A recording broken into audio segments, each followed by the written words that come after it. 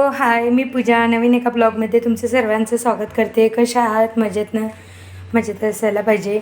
तर आता उन्हाळा चालू झालेला आहे, छान कैऱ्या पण यायला लागल्या मार्केटमध्ये। कैऱ्या तर खूप दिवस झाले, पण गावरान कैऱ्या मिळाल्या मला काल। तर मी पावशेर एवढ्या कैऱ्या आणलेल्या आहेत, बघू शकता एवढ्या। आणि हे गावरान कैरी आहे। तर अशी गावरान कैरी आहे। तर आज आपण बनवणार आहोत कैरीची आमटी। तर आमटी कशी बनवतात गोडवाली, तर ते मी तुमच्यासोबत शेअर करणार आहे। तर अशा आपल्याला फोडी कट करून घ्यायच्या आहेत। हे बघा अशा, हे अर्ध्या कैरीच्या मी 4 फोडी केलेल्या आहेत। हे बघा अशा एवढ्याला, जास्त मोठ्या नाही करायच्या, मीडियम साईजच्याच करायच्या। तर बघू शकता। तर चला हे कट करून घेते आणि दाखवते तुम्हाला पुढची रेसिपी। व्हिडिओ स्किप न करता बघा, आवडल्यास नक्की लाईक करा आणि चॅनलला सबस्क्राईब करा। तर इथं मी कैरी धुवून घेतलेली आहे। तर कैरी छान वॉश करून घेतलेली आहे। त्यासाठी काय काय साहित्य लागणार आहे ते सांगते।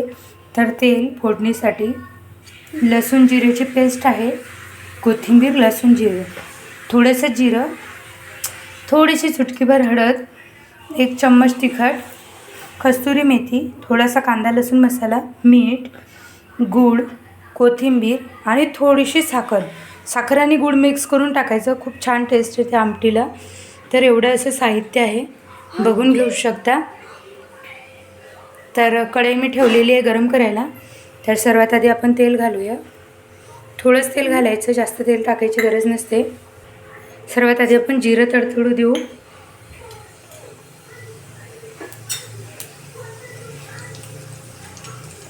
आणि नंतर आपलं लसूण अद्रक पेस्ट।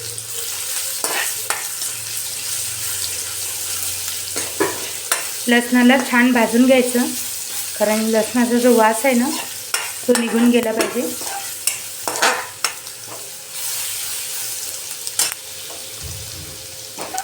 आणि आता गॅस बारीक करायचा। यानंतर आपण टाकणार आहोत मिर्च पावडर, हळद, कांदा लसूण मसाला।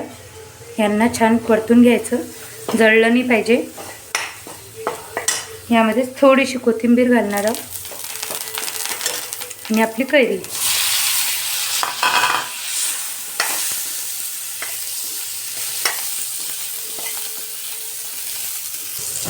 तर थोडंसं पाणी घालायचं। हे बघा एकदम किंचित थोडंसं।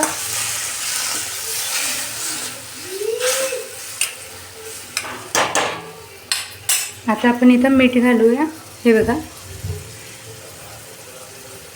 आणि साखर आणि थोडा गूळ फोडून घेते, हा मी काप करून घेते, जेणेकरून पटकन वितळेल, नाही तर मग वितळायला वेळ लागतो। तर गूळ छान कट करून घेतलेला आहे। आणि आता कस्तुरी मेथी पण टाकून देऊ आपण।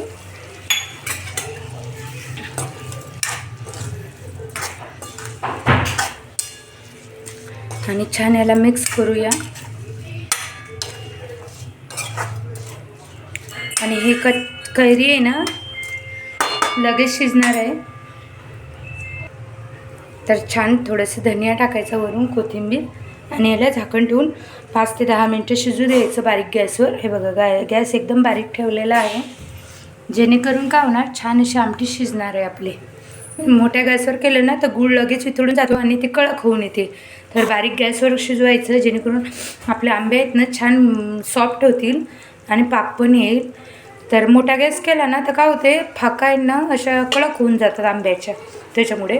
तर चला आमटी शिजून घेऊया। चला मग आपली आमटी बघूया आपण झाली का।